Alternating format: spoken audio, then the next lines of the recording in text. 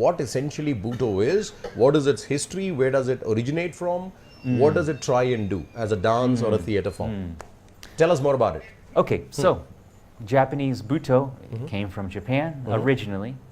From the 60s, it was, some say, a reaction to all the traumas that were happening. The atomic bomb hit, but many other things, like, for instance, in factories, maybe there were some chemical spills. It created this, like mercury, for instance, it went into the bloodstream. It created deformities.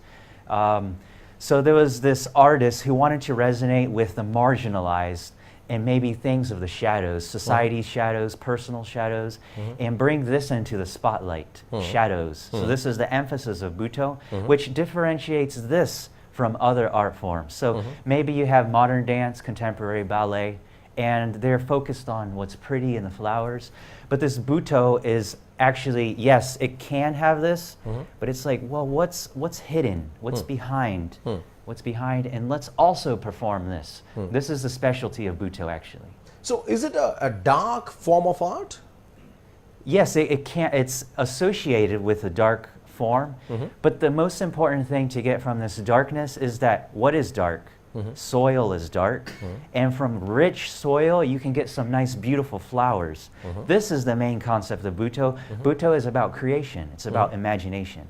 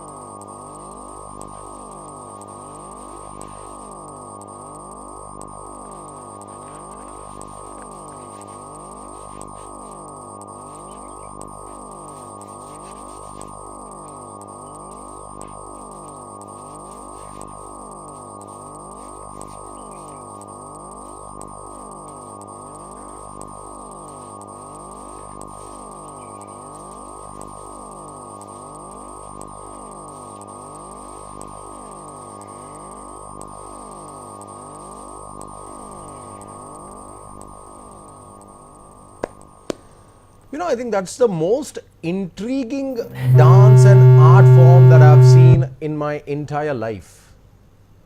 What is it? I could see that there's a lot of effort that is going on because, you know, I could see those muscles stretching Right. and you kind of pulling your body tightly and all that.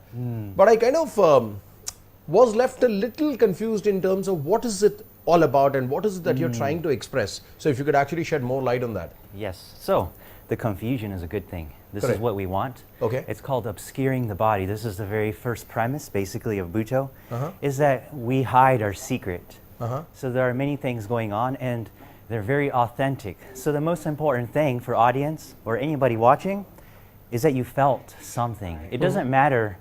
The meaning doesn't matter. It's, like something happened in my body, and this is basically the best thing that matters for this, for Butoh. But what was it that you were trying to convey through that? Through this expression. Through the expression, through whatever you did there, because there was a variety of stuff that you did as part of your entire performance. Right. I somehow felt that you were probably taking a shower in one part of the performance when you did all that on your body, and then after that, you were in agony, pain. Yes. And at the same time, your expressions were also, there's something mystic about the whole performance. So if you could elaborate that. Yes, so everybody will see certain motifs, like you saw the shower thing, but there were so many endless things happening. So what I was doing is a concept called jumping wild. It's a Subbody Butoh term. It means resonating with your environment and shifting from one world to the other. So for instance, I was doing so many different things. Well, I was entering into different worlds and then jumping from this world to the other world. So maybe, for instance, maybe the world of the lights. Oh, the lights. They do something to me. I resonate with this. I make it a dance. And then, okay, that's enough. And then I go to the next world, something internal, a memory. Maybe a memory of being in the camera. I don't know. So endless jumps. And this is called jumping wild. And it's improvisation. This was an improvisation. Wow. So is this very similar to, I don't know if you have seen the movie Inception, wherein you move from one dream world to another dream world? Yes, this is This is very similar to that? Yes. I think that's a good analogy to draw. This is a very, very good analogy, actually. Fantastic. Also explain one thing. In the evening when you perform today, will you be having lights and elements around you to describe the different worlds that you're moving into? The lights? As in, I'm talking about the backdrop and all that stuff. So will there be any indications that you're switching from one world to the other? How does it work during a regular performance of Butoh? It's more body based. Like I will shift, and sometimes yes, you could do lights, props, but it's the most important thing in Butoh is that it comes from the body first, and then everything else, lights, props, costume is supplementary. But I will be in costume, so it's going to be a little bit different here. I came here in improvisation, but today's show will actually be a show, like with fantastic. Thank you so much for your time. We really appreciate the fact that you actually joined us this morning and added a new dimension to Claim to Fame. One last question. I could sense a little bit of haunted kind of an energy in this performance. Is that the objective? It can be. I mean, this is a stereotype of Butoh, and it's nice because it's not too performed. It's beauty is performed a lot, so it's nice to see another element, horror or correct, creepy. exactly, horror, haunted kind of an energy. Yes, horror, the creepy, the awkward. A little bit of nostalgia, missing something good in your life. Yes, anything that especially you don't want to show. Butoh is like, hey, I'll show this. I can even make the ugly beautiful.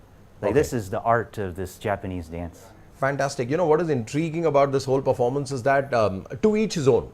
So I think at the end of the performance, the audience would be, yes, left confused, but at the same time, they can have their own interpretation. Absolutely. So my interpretation could be different from somebody else's interpretation. Yes. Fantastic. Wonderful having you. Thank you so much for your time. We really appreciate the fact that you came down and met us and performed for us. We wish you all the very best for your performance today, as well as your workshops that will follow in Hyderabad and rest of the country.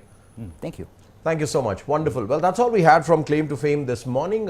What you need to do if you believe that you deserve this platform is you need to write into us. My email ID is fairly simple, ravi.dhulipala@indiaheadnews.com. That's reflecting on the bottom on the screen. Use that, reach out to me, and who knows, for all you know, this could be yours the next moment. With that, we'll call it a wrap right now, but news and updates will continue on the other side. Stay tuned for that.